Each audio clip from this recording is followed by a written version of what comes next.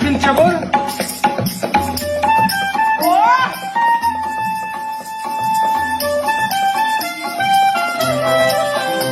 Yosh bo'lsa-da mahorat bilan cholg'u asboblarini chalib meni ham kuylatayotgan bu guruh oz vaqt ichida ijtimoiy tarmoqlarda yaxshigina prosmotr to'plashga ham ulgurgan. Joylangan videolardagi izohlarning aksariyati har qanday kuyga emotsiya qo'shib chaladigan shu yigitcha uchun yoziladi. Bu yosh sozandalar orasida shu yilning 25-mart kuni Ozarbayjonda Biz baxtli bo'lamiz nomli konkursda birinchi o'rin sohibi bo'lib, grant asosida talaba bo'lish imkoniga ega bo'lganlari bor.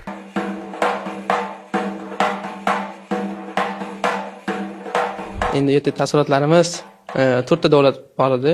O'zbekiston, Qozog'iston, Qirg'iziston, Ozarbayjonning o'zi. Yerda ko'p do'stlar o'tirdik.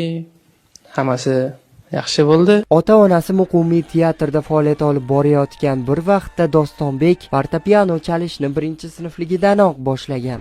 Dadam qiziqtirganda piano chalishga, o'sha teatrda dadam ishxonalarda yurganimda o'sha piano chalardim, dirijorlik qilardim. O'shani keyin ko'rib Gileriga berganlar mana.